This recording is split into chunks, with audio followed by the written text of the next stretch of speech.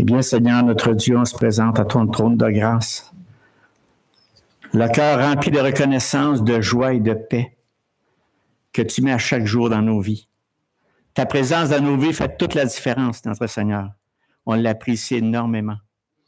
Et Seigneur, aujourd'hui, on va parler de quelque chose que tu as fait pour nous.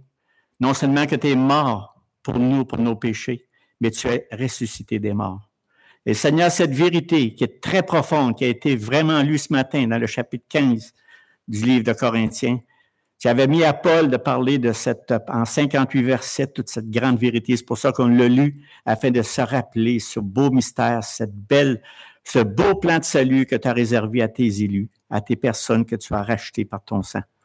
Seigneur, on te demande d'ouvrir notre cœur encore davantage, à prendre ces vérités, à les mettre profondément dans notre cœur, afin qu'on puisse les méditer, les réfléchir et d'apprécier vraiment cette vérité.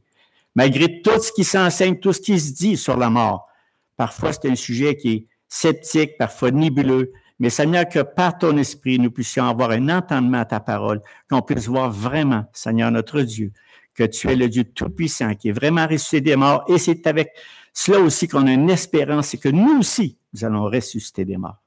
Seigneur, que ta parole soit bénie et qu'elle soit profondément ancrée dans nos cœurs, dans nos Jésus. Amen. Bon, mais bonjour à tous, mes frères et sœurs bien-aimés. Beau soleil, un jour de Pâques. Jour spécial, hein? Pour moi, c'est toujours un jour spécial. Comme vous le savez, je ne vous apprends rien. On a parlé depuis tout à l'heure, comme on a parlé de la résurrection, l'importance de la résurrection corporelle. C'est sûr qu'il y a tellement de choses à dire là-dessus, mais ça nous rappelle vraiment, comme je dis dans mes prières, qu'il est mort pour nos péchés selon les Écritures, qu'il a été enseveli, qu'il est ressuscité le troisième jour, c'est dans les Écritures. Je pense qu'aujourd'hui, c'est vraiment le message qu'on doit parler aujourd'hui, la prédication. Frères et sœurs, quelle bonne nouvelle, vraiment. Je vais faire premièrement une introduction, vraiment un fond. Après ça, ce que je veux sortir aujourd'hui dans cette prédication-là, c'est vraiment en fait, nous donner de la viande, vraiment, pour celui qui dit « Hey, la résurrection des morts, ça... » C'est une farce, ça. C'est une joke. J'ai même entendu parler, moi, là. On meurt, c'est fini. Hey, c'est plate, ça. Non, vraiment. Pensez-y, là. Vivre sur cette terre puis mourir. Bon, quelle bonne nouvelle pour nous tous, mes frères et sœurs, des véritables chrétiens qui croient fermement à cette doctrine qui est extrêmement importante à comprendre. Paul a dû reprendre avec force les Corinthiens. 58 versets, à cause qu'il avait plusieurs chrétiens qui étaient dans l'église de Corinthe et qui disaient, et troublaient même une grande majorité des chrétiens pour toutes sortes d'idées farfelues. On sait, dans Corinthe, c'était vraiment des philosophes qui avaient là-dedans, puis sortaient toutes sortes de théories pour arriver à changer. C'est ça, c'est quoi l'histoire de la résurrection des morts? Et il fallait qu'ils battent ça. Il fallait qu'ils aillent contre les penseurs de l'époque. Mais depuis 2000 ans, la résurrection a toujours été un sujet de moquerie. Et de mystère, juste à regarder autour. On en parle, oui, mais on va aller au ciel, ça va. Les mystères, OK? Et pour la majorité des êtres humains qui ont vécu sur cette terre, même aujourd'hui, même depuis que Christ est venu sur la terre. Même nous, aujourd'hui, on a tendance, écoutez bien, je vous le dis, dans différents éléments que je vais enseigner aujourd'hui, peut-être vous allez être troublés. Peut-être, je ne sais pas. C'est le Seigneur qui dirige. Mais mes frères et sœurs, si vous êtes troublés, allons voir soit Vincent ou moi pour vraiment comprendre et saisir vraiment la vérité qui va être enseignée parce qu'on a toutes sortes d'idées préconçues. Il y en a qui c'est ça, mais en tout cas, je vous le dis. Mais restez pas. Ah, c'est quoi ça? Non, restez pas là-dessus. Venez nous voir, je vous en prie. Donc, même aujourd'hui, nous avons tendance à penser que notre résurrection sera simplement la continuité de l'existence personnelle et que l'âme continuera de vivre dans un état conscient en présence de Dieu au ciel, pendant que notre corps se désintégrera dans la tombe. Cependant, la grande vérité, c'est que la résurrection concerne en fait le corps physique se décompose dans la tombe avant de revenir à la vie. Sans ça, pourquoi on parle de résurrection des morts? Est-ce que nous comprenons ce qu'est la résurrection des morts selon les Écritures? Puis à part de ça, en passant, c'est un sujet qu'on n'aime pas parler. On ne prêche pas ça souvent ici. Mais de temps en temps, il faut en parler, puis surtout le jour de Pâques. À quel moment ressusciterons-nous et à quel corps? Et avec quel corps? Paul le dit dans le chapitre 15. Ce sujet est tellement important que Paul, vraiment, a consacré tout ce chapitre-là juste pour ça. C'est pour ça qu'on l'a lu. Il était-tu long? Mais il était véritable. Bonne étude, ça, là-dessus. Cyril, vraiment, je ne sais pas, j'étais un fardeau pour moi. En tout cas, j'étais peut-être bien un fardeau, mais c'était très vivant et très véridique.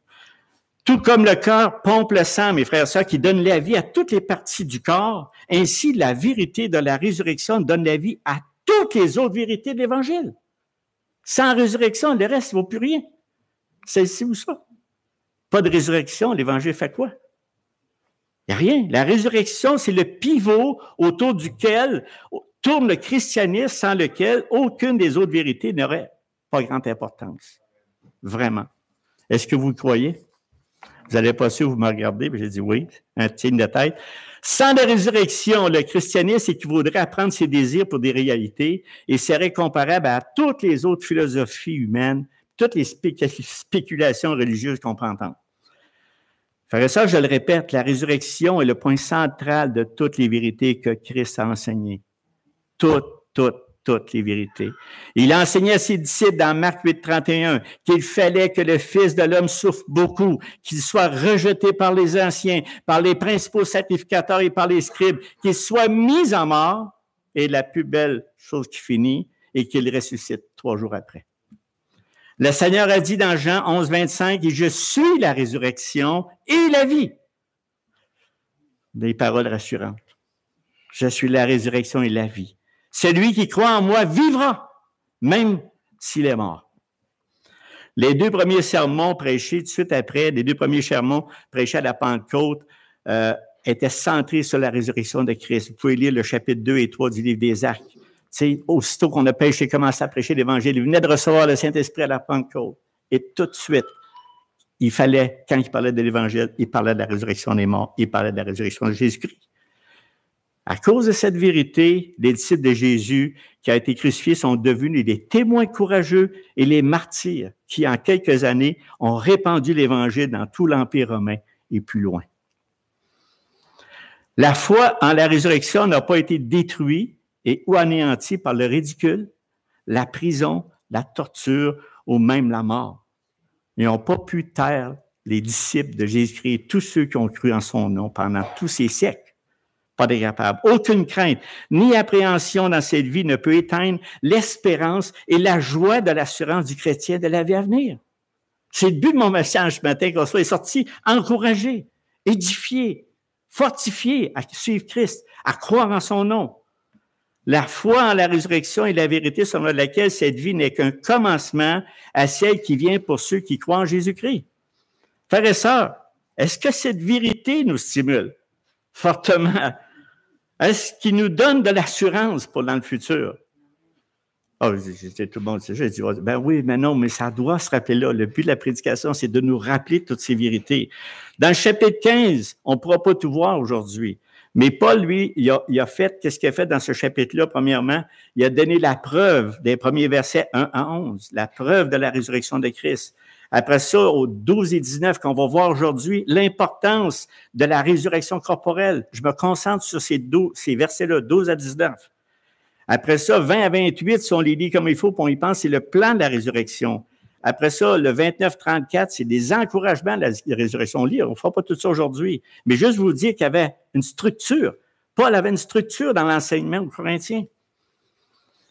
Et aussi une description d'un verset 35-49, une explication de nos corps ressuscités qu'on va terminer à la fin parce que je ne peux pas finir le message sans parler de ces quelques versets là-dedans. Et en conclusion, au verset 50 et 58, il proclame, comme on a entendu tout à l'heure de Cyril, la merveilleuse victoire que la résurrection procurera à ceux qui sont à Christ. Là, aujourd'hui, comme je disais tantôt, on va se concentrer sur les versets 12 à 19. Vous savez, veut pas,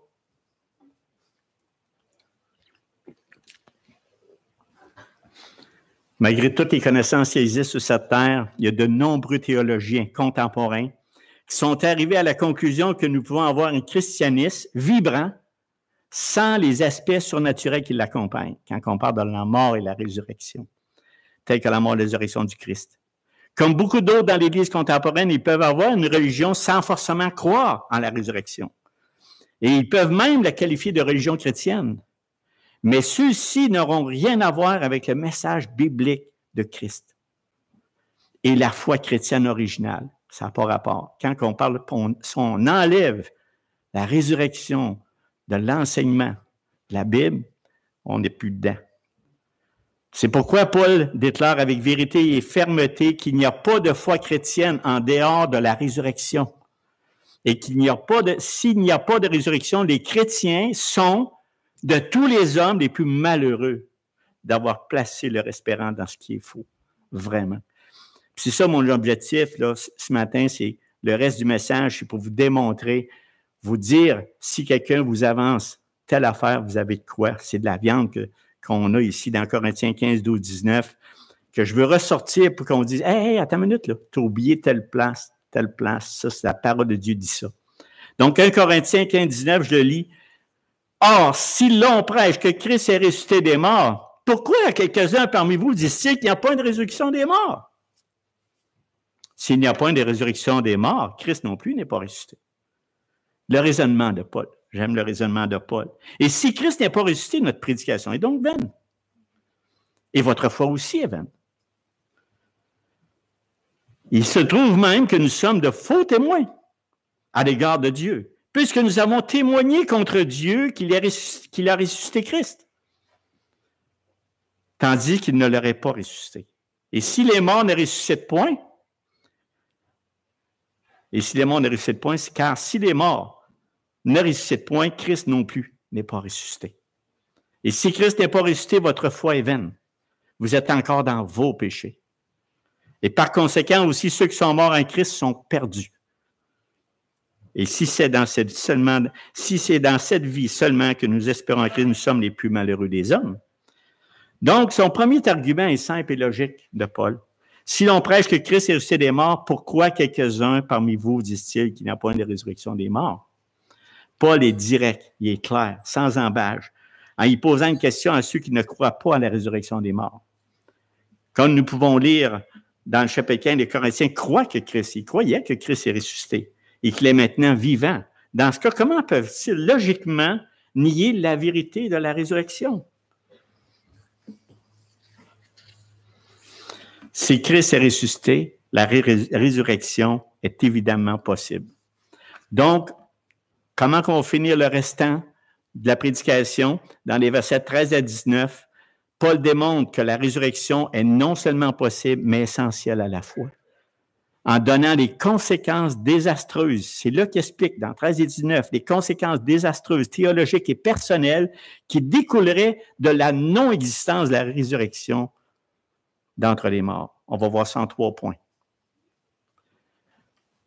Les effets théologiques, s'il n'y a pas de résurrection des morts. Il y a des effets là-dessus. Les effets personnels, s'il n'y a pas de résurrection des morts. Et aussi, pour terminer, un 3e point, une espérance extraordinaire pour les croyants. Donc, les effets théologiques, s'il n'y a pas de résurrection, c'est que, comme je viens de le lire tantôt, des versets 13 à 15, « Or, si l'on prêche que Christ est ressuscité des morts, pourquoi quelques-uns parmi vous disent-ils qu'il n'y a pas de résurrection des morts? » Puis on voit toute l'argumentation que j'ai lue tantôt de 13 à 15. Donc, c'est théologique. Qu'est-ce que ça veut dire? Christ ne serait pas ressuscité. Donc, le premier fait et la plus évidente de la non-existence de la résurrection, c'est que Christ non plus n'est pas ressuscité. Vous savez, n'importe qui peut dire, comme n'importe qui peut facilement déduire comme Paul, si les morts ne ressuscitent pas, Christ non plus n'est pas ressuscité. C'est logique, non? On parle de logique humaine, on n'est pas d'accord, mais une des raisons principales pour les Corinthiens incrédules à l'époque, et pendant des siècles jusqu'à nous aujourd'hui, ils présumaient que parce que Christ était divin, il ne pouvait être vraiment un homme. C'est un élément aujourd'hui qui c'est encore de l'heure. Il ne pouvait pas être vraiment un homme. Un humain comme nous, il n'avait que l'aspect humain. Je sais que vous ne le croyez pas, mais pour ceux qui disent ça, c'est pas vrai. Donc, conséquemment, il n'était pas vraiment mort, c'est ce qu'il disait, mais avait seulement paru mourir. Donc, selon ce point de vue, ses apparitions entre sa mort, c'est une illusion et l'ascension n'était que de manifestations continues n'avant qu'une apparence corporelle.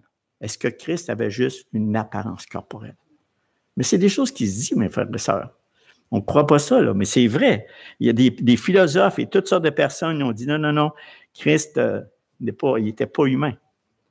Il était divin, mais seulement. Il n'était pas en chair et en os comme nous autres. Imaginez tout le contraste que ça peut faire l'espérance, comment ça démolit notre espérance. Bien sûr, cette façon de penser ne s'accorde pas avec les autres auteurs, et c'est des arguments que vous devez garder dans l'esprit. Jésus lui-même et les apôtres ont enseigné. C'est ça, là, ce que je vais vous dire maintenant, c'est ça qu'il faut retenir. Tous les récits des évangiles sur la vie et le ministère terrestre de Jésus décrivent un véritable être humain. Quand quelqu'un dit là, il n'est pas divin, OK. Maintenant, on va prendre vraiment les versets. Frères et sœurs, je vous rappelle qu'il est né. Vous allez dire tout le monde, OK, frères et sœurs, je vous rappelle qu'il est né d'une mère humaine. Et il a mangé et bu, il s'est fatigué, a été crucifié, a saigné lorsqu'on l'a blessé et est mort. Vraiment. Dès sa première apparition après sa crucifixion, il s'est assuré de démontrer à ses apôtres qu'il n'était pas un simple esprit. Dans Luc 24, 39, j'invente rien. C'est des Écritures qui le disent. Luc 24, 39, il dit, « Voyez mes mains et mes pieds. C'est bien moi. Touchez-moi et voyez. » Le Seigneur, il fallait qu'il... C'est pas pour rien qu'il a revenu pendant 50 jours. OK? C'est pas pour rien qu'il est revenu, vraiment. Donc, c'est pour montrer qu'il était vraiment vivant, qu'il était humain. Touchez-moi, voyez un esprit, ni chair, ni os, c'est ce qu'il dit, comme vous le voyez que j'ai. Donc, il pouvait le toucher. Il leur a ensuite demandé quelque chose à manger. Luc 24, 41, 43. Et il dit, « Avez-vous ici quelque chose à manger? » Il lui présenta du poisson rôti et un rayon de miel. Il en prit et il en mangea devant eux. Comment on peut nier ces personnes qui ont vu Christ? Il était vraiment vivant, il était vraiment en chair et en os, comme nous. À la Pentecôte, Pierre a proclamé dans Actes 2, 22, 23, il dit, « Jésus de Nazareth est cet homme de qui Dieu a rendu témoignage devant vous. Et cet homme, livré selon le dessein arrêté et selon la prescience de Dieu, vous l'avez crucifié. » Plus tard, dans le même message, Pierre proclame que Jésus est encore vivant. Pas seulement en esprit, mais également en chair et en os. Au sujet de David, il a dit dans Actes 2, 31, 32, dans Actes 2, 31, 32, il dit, c'est la résurrection du Christ qu'il a prévue et annoncée, en disant qu'il ne serait pas abandonné dans le séjour des morts et que sa chair ne verra pas la corruption. C'est ce Jésus que Dieu a ressuscité. Ça prend la foi aussi, hein? OK? C'est écrit dans les Écritures, mais l'Écriture est vraie et véridique. Quand il y a un argument, quelqu'un te donne, il dit, ouais, la résurrection des morts. Vous allez voir tout le long, on a toutes sortes d'Écritures qui nous démontrent vraiment qu'il était en chair et en os. Dans ses mots d'ouverture aux Romains, Paul dit clairement aux Romains, dans Romains 1, 1 à 4, que l'Évangile de Dieu, pour lequel a été mis à part, concerne son Fils, né de la postérité de David selon la chair, déclaré Fils de Dieu avec puissance, selon l'esprit de sainteté, par sa résurrection d'entre les morts. Donc, la résurrection de Jésus souligne à la fois son humanité et sa divinité. Il était pleinement homme, pleinement humain, puis il était pleinement divin. Et quand Jean a vu Christ à Patmos, quand il était sur l'île de Patmos, celui-ci lui a dit dans Apocalypse 1, 17, 18, il dit, « Je suis le premier et le dernier et le vivant. » Quelle bonne nouvelle pour nous autres, il est vivant. « J'étais mort, et voici, je suis vivant au siècle des siècles. Je tiens les clés de la mort et du séjour des morts. » On a-tu un grand Dieu, un Dieu puissant, le Fils de Dieu? Dans sa deuxième épître, Jean attire l'attention sur l'importance de croire que Jésus est vraiment né, a vécu, est mort et est ressuscité comme un être humain. Nous voyons cela dans 2 Jean 7, car plusieurs séducteurs sont entrés dans le monde et ne déclarent pas publiquement que Jésus-Christ est venu en chair, celui celui qui est tel, c'est le séducteur et l'antéchrist. Donc, il y en aura toujours. Vous, mes frères et sœurs, vous devez avoir une fermeté sur ce qu'on vient de dire, dans tous les versets que je viens de lire. Dire non, non, non. Notre Seigneur, il est vraiment ressuscité, puis il était pleinement vivant, il était pleinement homme, puis il était pleinement Dieu, divin. Paul nous rappelle que si nous disons qu'il n'y a pas de résurrection des morts, Christ non plus n'est pas ressuscité. Il est pleinement humain, il a vécu, est mort, et vraiment ressuscité physiquement. Est-ce qu'on y croit, là? C'est le but, OK? La prédication, maintenant, l'autre à faire un autre élément, c'est que la prédication, c'est toujours de la théologie, la prédication de l'Évangile n'aurait aucun sens s'il n'y avait pas de résurrection. Aucun sens. Le deuxième effet, c'est vraiment que le deuxième effet de la non-existence de la résurrection serait le fait que la prédication de l'Évangile est vaine et n'a absolument aucun sens. Et ce qu'on voit ici, très au début, hein, Paul, il le dit en partant, quand il voulait parler aux Corinthiens de toute cette vérité de la résurrection, 1 Corinthiens 15, 1 à 4, il dit, je vous rappelle. Il était au courant. Il fait ça à nous aussi un matin. Il dit, je vous rappelle, frère. Je vous rappelle, frère, l'Évangile que je vous ai annoncé. Christ est mort pour nos péchés selon les Écritures. Il a été enseveli, il est ressuscité le troisième jour selon les Écritures. Frères et sœurs, si Jésus n'était pas ressuscité, cela voudrait dire qu'il n'aurait pas vaincu le péché, la mort et l'enfer. Et ces trois grands ennemis ne seraient jamais les vainqueurs de l'homme. Écoutez bien, là. Il faut que ce soit ça. Il ressuscitait. C'était pas tout de mourir, mais il fallait qu'il ressuscite. Il vainquait la mort, le péché et l'enfer. Sans la résurrection, la bonne nouvelle serait une mauvaise nouvelle. Et il n'y aurait rien qui vaille la peine d'être prêché. Sans la résurrection, l'Évangile serait un message sans espoir et dépourvu de sens. Non? À moins que notre Seigneur n'ait conquis le péché et la mort, ouvrant aux hommes un chemin à suivre vers cette victoire, il n'y a pas d'évangile à proclamer. Écoutez, il fallait que Christ meure absolument. C'était clair, l'évangile. C'est vraiment, c'est comme je dis au début, la résurrection est vraiment l'objectif principal de la prédication de l'évangile.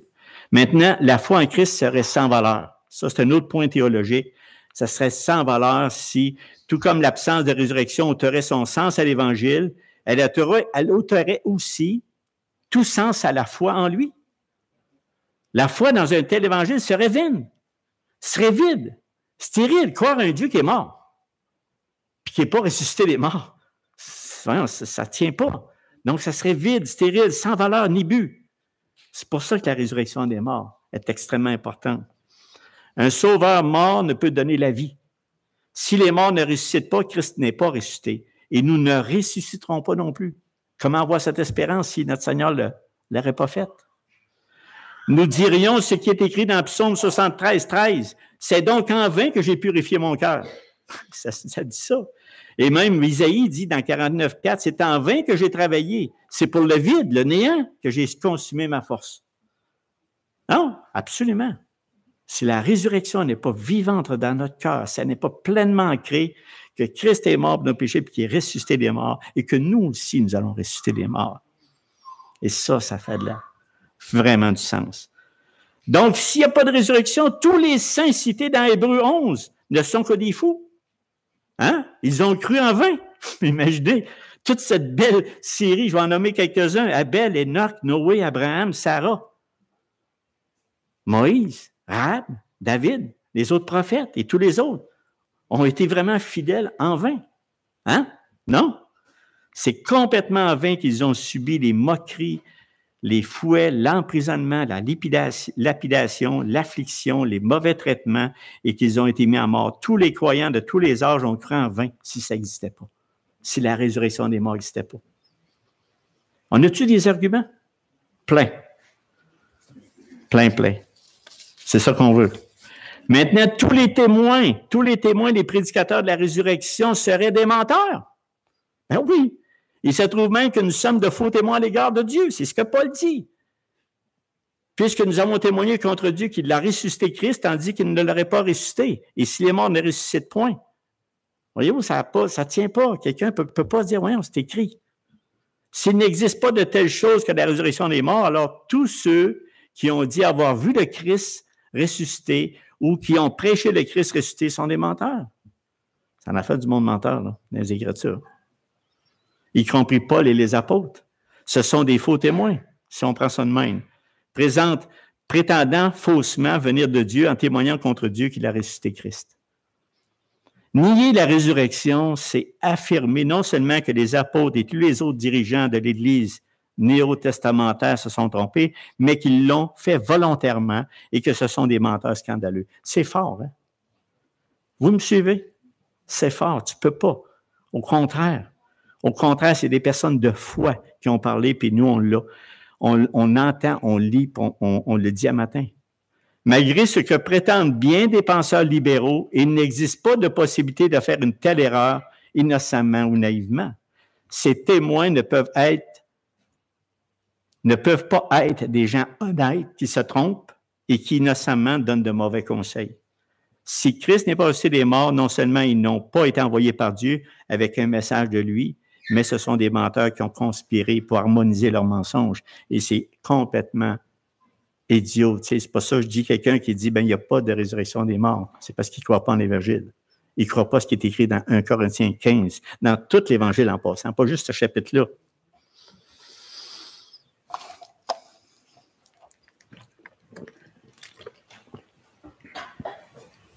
Si les apôtres, les prophètes et les auteurs du Nouveau Testament ont menti sur le cœur même de l'Évangile, pourquoi devrait-on croire quoi que ce soit d'autre qu'ils ont dit? Si les morts ne ressuscitent pas, mangeons, buvons, car demain nous mourrons. On voit ça dans le verset 32 que Paul a argumenté dans son chapitre 15. Il dit, écoute, c'est ça, là, vos pensées, mais mes Corinthiens et tous les autres qui pensaient à ça, là, mais regardez, mangeons, buvons et mourrons s'il n'y a pas de résurrection des morts.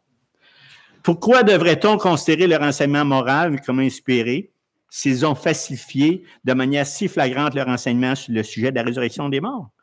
Donc, c'est une question. Toute la vérité du Nouveau Testament tient ou ça tombe. Ça tient ou ça tombe. Ça prend la foi.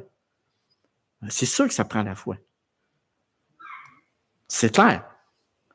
Parce que tu n'as pas la foi, ça tient ou ça tombe. Ça fait un ou l'autre. Non seulement cela, mais ces témoins auraient enseigné, prêché et rendu témoignage d'un mensonge par lequel il allait être ridiculisé. Imaginez, on donne un mensonge, mais ils sont ridiculisés, battus, emprisonnés, même mis à mort. Ça va être assez nono, hein? Il faut croire, vraiment. Au contraire, ils croyaient tellement, même s'ils étaient pour mourir, même s'ils étaient battus, ils croyaient en la résurrection des morts. Il y a une petite phrase qui dit « On ne meurt pas pour préserver un mensonge », je pense pas. C'était pas un mensonge. Bien sûr que Paul ne le mentionne pas précisément, il s'ensuit clairement que si la résurrection de Christ n'est pas vraie, Christ lui-même a menti. Ou au mieux, était sérieusement illusionné. Mais ce n'est pas le cas, mes frères et sœurs. Dans un cas comme dans l'autre, cela le qualifierait difficilement comme fils de Dieu. Imaginez. On finirait par dire, en disant toutes ces choses-là que je viens de vous dire, que même le Fils de Dieu est un menteur. C'est fort, là. C'est fort. Comment on ose arriver à dire que la résurrection des morts n'existe pas? Et comme sauveur et Seigneur du monde, c'est ça qui est notre Seigneur. C'est ça qui est notre Seigneur, notre Jésus, qui est mort sur la croix. Et Jésus ne serait plus un vainqueur, mais une victime. Ou encore, si les auteurs du Nouveau Testament avaient complètement déformé ce que Christ et les apôtres ont enseigné, le Nouveau Testament serait un document complètement sans valeur. Déchirons tout le livre, il n'est plus là, il n'existe plus, auquel aucune personne intelligente ne peut faire confiance. Mais nous, en tant que croyants, rachetés de Jésus-Christ, on regarde ce livre avec foi, puis ce que te dit Dieu, tu vas le faire. Et ce que ton fils a fait, tu vas le faire. Donc, il y a des effets théologiques en niant la résurrection de Christ. Maintenant, les effets personnels s'il n'y a pas de résurrection des morts. Ça nous touche aussi directement. Parce qu'il dit ceci au verset 16 et 19. Il dit, « Car si les morts ne ressuscitent point, Christ non plus n'est pas ressuscité. Et si Christ n'est pas ressuscité, votre foi est vaine. Vous êtes encore dans vos péchés. Et par conséquent aussi, ceux qui sont morts en Christ sont perdus. » On les voit-tu, les conséquences? Si c'est dans cette vie seulement que nous espérons en Christ, nous sommes les plus malheureux du monde. Des hommes, de tous les hommes. Donc, dans ces versets, Paul nous donne maintenant ce qu'on pourrait appeler 3 effets personnels qu'on peut retrouver dans cela. Le premier, c'est que tous les hommes seraient encore dans leur péché. Grosse conséquence, s'il n'y a pas de résurrection des morts. La prochaine conséquence, c'est si Christ n'est pas ressuscité, votre foi est vaine, vous êtes encore dans vos péchés. Après avoir réaffirmé que la foi des croyants serait vaine, l'apôtre souligne qu'en plus, les croyants ne seraient pas en meilleure position spirituelle que les non-croyants. Ça a-tu du sens? À quoi ça donne? Pourquoi vous êtes ici? Ça ne donne rien d'entendre des paroles de vérité si ça n'a aucune valeur. Les croyants seraient encore dans leur péché comme les pires des païens incrédules. Nous serions tous dans le même cas que les non-croyants à qui Jésus a dit dans Jean 8, 21, « Vous mourrez dans vos péchés. » Si Jésus n'est pas ressuscité d'entre les morts, le péché l'a emporté sur Christ et continué à avoir la victoire sur tous les hommes. Fait que, tu sais, je veux dire, on ne peut pas parler qu'il n'y a pas de résurrection des morts. Si Jésus est encore mort, alors lorsque nous mourrons, nous aussi, nous resterons morts et donnés. Comme il est écrit dans Romains 6, 23, le salaire du péché, c'est la mort. Ça doit nous parler ce matin, ça. Ça doit nous parler. Et si nous restons morts, alors la mort et le châtiment éternel sont les seules perspectives qui attendent le croyant comme le non-croyant. Ça, c'est une mauvaise nouvelle. Nous plaçons notre foi en Christ pour obtenir le pardon des péchés parce que c'est du péché que nous avons besoin d'être sauvés. Christ est mort pour nos péchés, a été enseveli, il est ressuscité le 3e jour. Quelle vérité! Si Christ n'est pas ressuscité, sa mort a été vaine. Notre foi en lui est vaine aussi. Et nos péchés sont toujours à notre compte. Nous sommes encore morts dans nos offenses et nos péchés, et nous resterons jamais spirituellement morts et pécheurs. Ça a toute une conséquence de dire qu'il n'y a pas de résurrection des morts. Vraiment. Et si Christ n'est pas ressuscité, il n'a pas accordé le pardon des péchés aussi. Ni le salut, ni la réconciliation, ni la vie spirituelle pour maintenir, pour maintenant et pour l'éternité. Hey, on a raison de dire qu'on est les plus malheureux du monde, des hommes. Mais la bonne nouvelle, Dieu a ressuscité des morts, Jésus notre Seigneur, qui a été livré pour nos offenses et est ressuscité pour notre justification. Puisque Christ vit, nous vivrons aussi. Jean 14, 19. Puisque Christ vit, nous vivrons, nous aussi. Dieu l'a élevé par sa droite comme prince et sauveur pour donner à Israël la repentance et le pardon des péchés. Ça va pour nous autres aussi. Un autre élément là-dessus, tous les croyants du passé seraient irrémédiablement perdus. C'est ce que Paul dit. Ils seraient tout perdus. S'il n'y a pas de résurrection, par conséquent, aussi ceux qui sont morts en Christ sont perdus. Tous les saints de l'Ancien Testament, ou chrétiens, et qui sont morts sont perdus. Évidemment, la même chose est vraie de tout saint qui est mort dans le Nouveau Testament.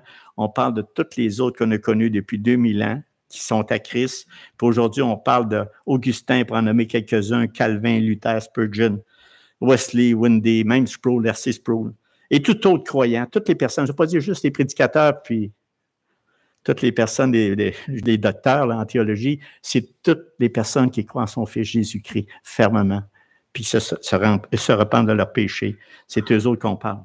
Leur foi serait vaine si Christ n'était pas mort puis il n'était pas ressuscité.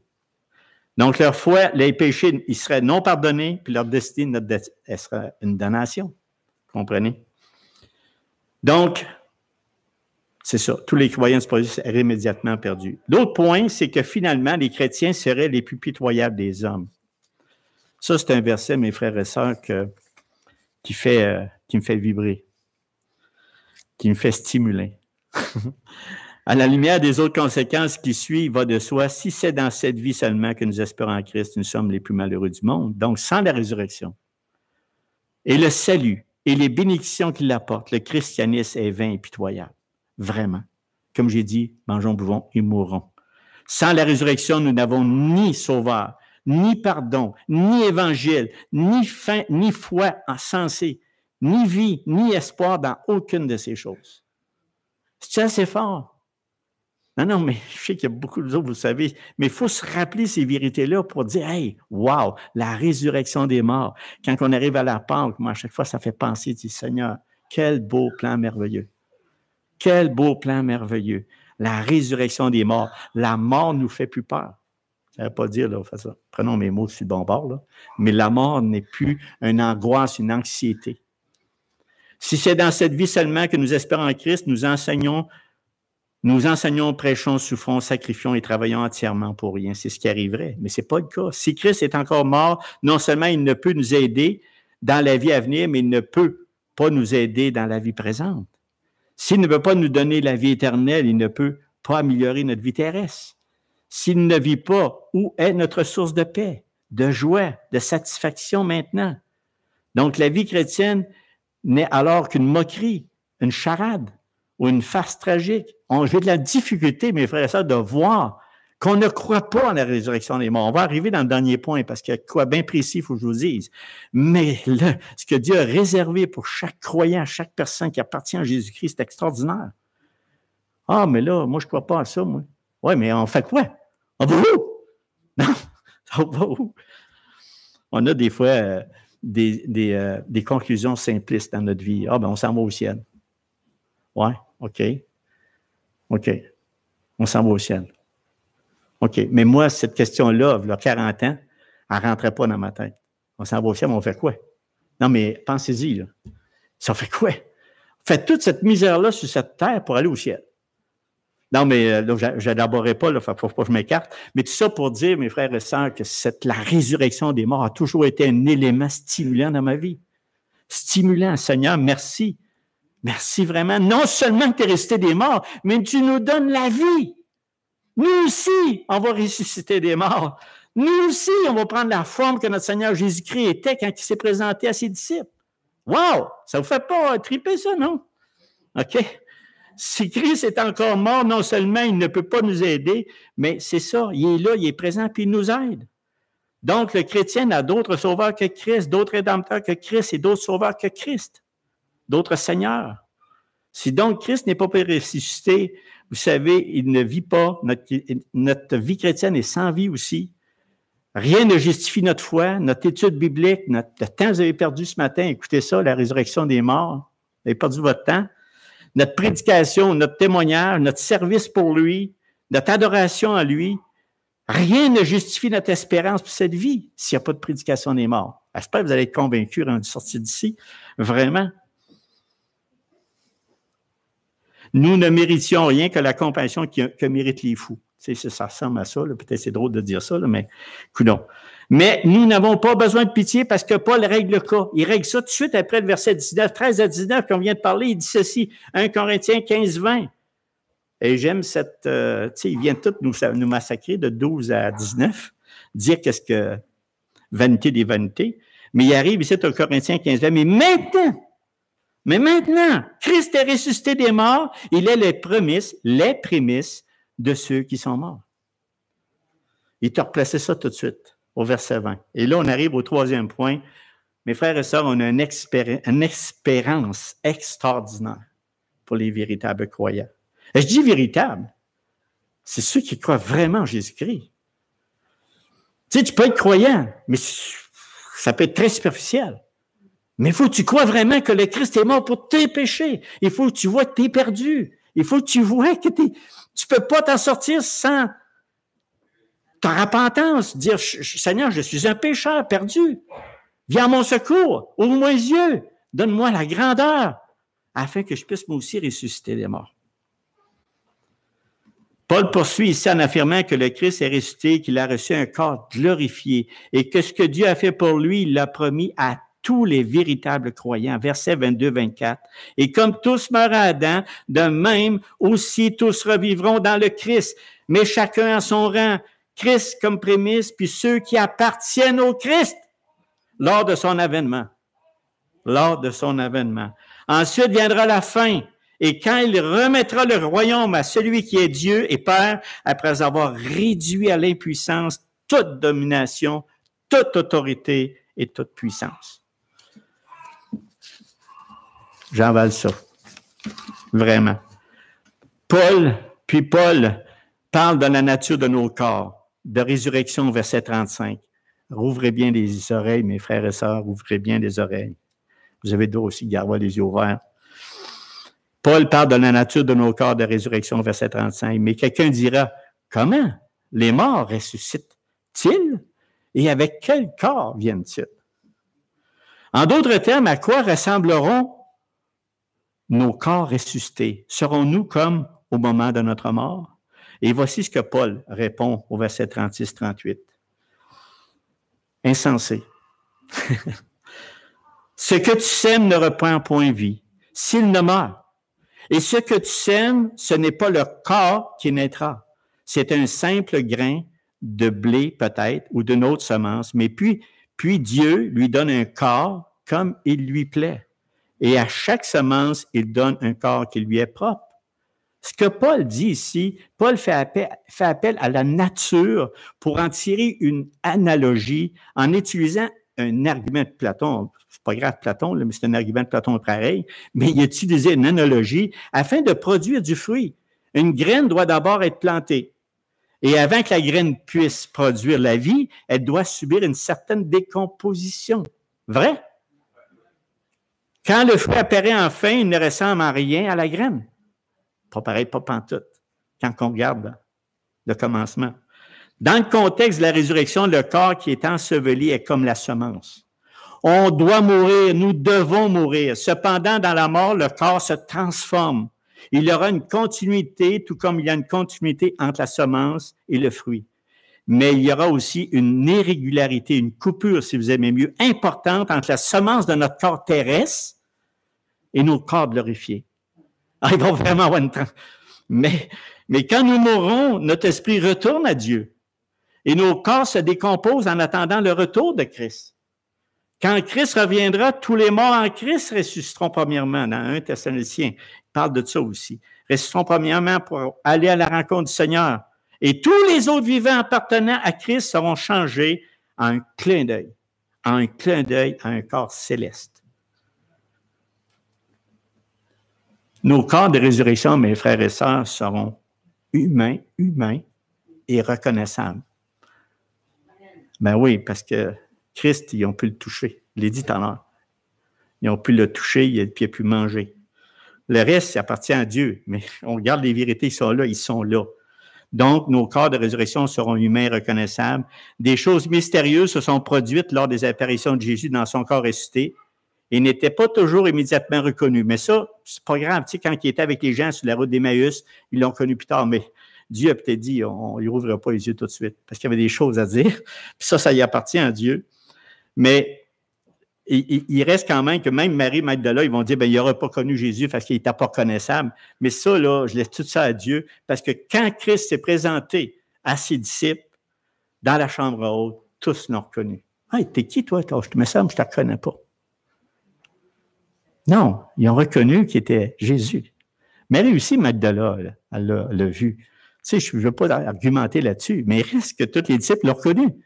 Donc, il n'était pas bizarre avec choses éliminées, il était vraiment en chair et en os, divin aussi en même temps. Ça ne vous rassure pas? J'ai hâte, pas de mourir, mais de vivre ce corps ressuscité, même si on meurt avant, il va venir. Écoutez, on peut rêver, mes frères et sœurs, mais la vérité est là. Elle ne changera pas, elle est vraiment là. Donc, en ce qui concerne nos corps ressuscités, nous pouvons supposer que nos facultés humaines de base seront présentes. Tu sais, il va dire, on va être bizarre. Non, on va avoir encore, nous garderons nos esprits, nos volontés, nos affections, tout en se basant sur ce que faisait Christ ressuscité. Christ était bizarre. Christ était encore Dieu, mais il était à peine même, il était tout là. Pas des affaires fondamentales floues, qu'il n'y a pas rien, là. Donc, la différence fondamentale sera que notre nouveau corps ne pourra pas mourir. Nous sommes semi-mortels et nous ressusciterons immortels. 1 Corinthiens 15, 53. Mais parce que nous serons immortels par nature, c'est important de comprendre ça parce que les Grecs croyaient que les âmes sont éternelles et ne peuvent être détruites, alors que les chrétiens croient que les âmes sont créées et non éternelles. C'est ni un ni l'autre est bonne. Nous vivons à jamais avec le Seigneur, non parce que nous aurons une existence intrinsèquement indestructible, mais parce que nous serons rendus immortels par le décret de Dieu. Ça élimine bien des choses, parce que les personnes disent « Hey, nous autres, on ne peut pas mourir, puis c'est pas important le corps, puis il s'en va dans la tombe, puis il se désintègre, puis il n'y a plus rien. » Non, c'est pas ça la Scripture, c'est pas ça, là. Parce que Dieu, nous autres, on n'est pas immortels là de notre vivant, on va le devenir quand Dieu va nous transformer, changer, il va nous rendre immortels par son décret. On n'a rien de solide. L'esprit retourne à Christ, puis un jour, il va y avoir la résurrection des morts. Fait que même si on le brûle, là, après que tu es mort, c'est comme les os dans le champ Ézéchiel, ou n'importe quoi, il va reprendre vie. Même s'il tombe dans la mer, puis il est mangé par les requins, Dieu va le retrouver. puis il va le mettre en chair et en os. Demandez-moi-en pas plus, là. C'est ça que le Seigneur il dit qu'il va arriver, puis c'est ça. Donc, moi, j'y crois vraiment, qu'importe. Ce qui garantit notre immortalité, mes frères et sœurs, c'est la grâce et l'amour préservateur de Dieu. Quelle grâce!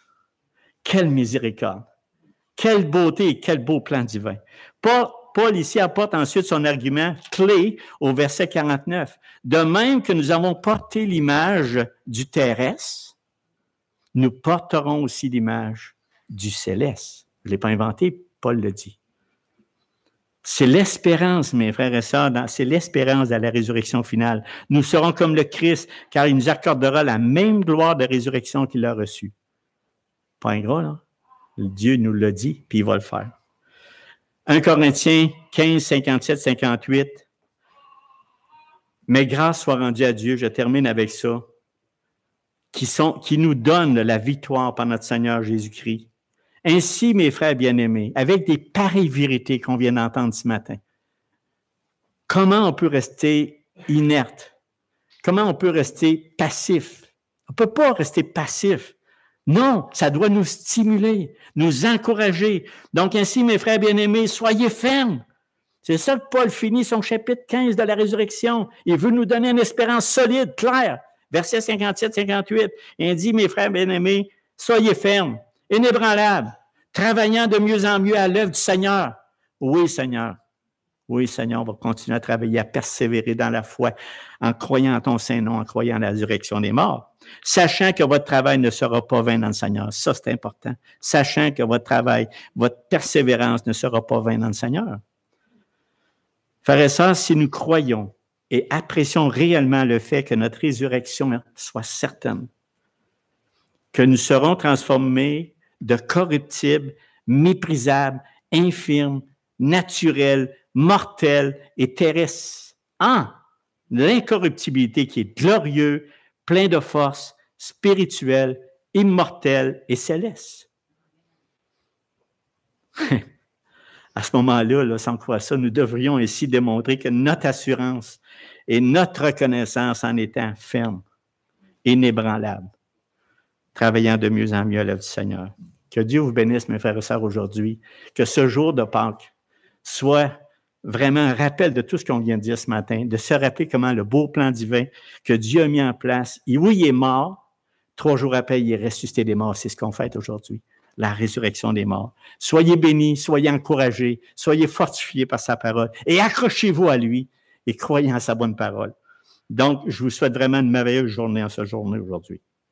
Je dois partir rapidement, il y a un dîner, c'est fou, hein, le Pâques, c'est un petit peu plus spécial, on a des dîners, il faut partir rapidement. Mais je vous salue, mes frères et sœurs, et si je n'ai pas le temps de voir ou vous ne me voyez plus, d'habitude, je traîne jusqu'à là. Je suis le dernier parti, mais là, aujourd'hui, je risque de partir avant vous autres, mais peut-être en même temps. Donc, soyez bénis, on va prier.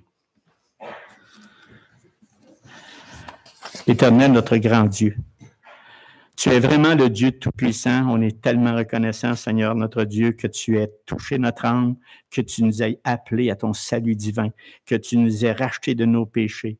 Et Seigneur, le plus beau et la plus bonne nouvelle qu'on a aujourd'hui, c'est que non seulement que tu es mort, mais tu es ressuscité des morts. Vraiment, Seigneur, tu nous donnes ce même privilège, mais on doit marcher dans tes voies, on doit croire en ton Saint-Nom, on doit être repentant de nos péchés. Et Seigneur, notre plus grand désir, c'est vraiment d'être transformé, changer un corps immortel, comme ton décret de Dieu le dit. Merci Seigneur pour ce bon temps, merci pour ta présence dans nos vies. On te remet tout cela entre tes mains, dans le nom de Jésus. Amen.